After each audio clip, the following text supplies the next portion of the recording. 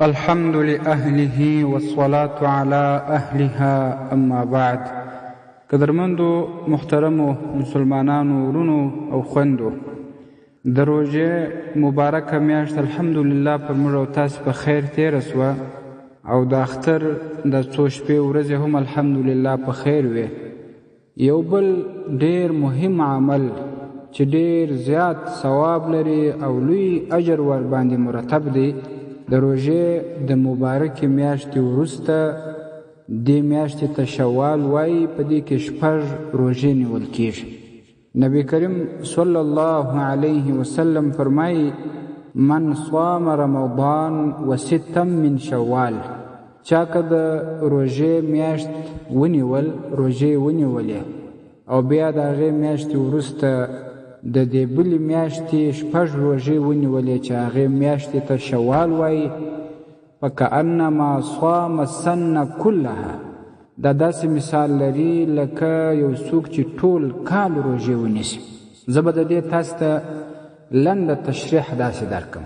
په قرآن عظیم الشان کې الله پاک فرمایي: اعوذ بالله من الشیطان الرجیم، من جاء بالحسنه فله 10 امثالها.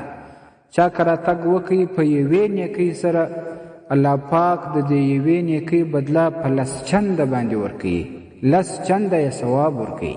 اوس چې د رمضان المبارک دا 10 روژې او دا 6 د شوال روژې دا سره جمع کې 10 روژې کېږي، او دا 10 روژې چې بیا ضرب کې په 10 کې، ځکه د یوې په بدل کې 10 چنده ثواب دی، نو دا 360 روژې کېږي، او یو کال دا 360 ورځې دي. نو په دې سره فقهای کرام دا وایي چې د 10 روژې په نیولو سره الله پاک و د انسان ته پر د یو کال د روژو ثواب ورکوي.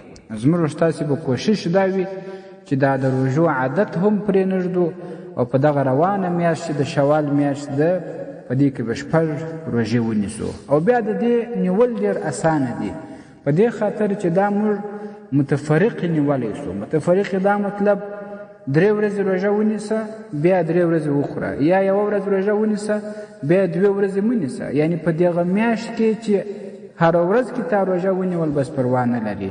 ښه په کراره په طبیعت په میاشت کې 6 روژې پوره کېږي، او د دې روژې نیت د نفلي روژې نیت کېږي.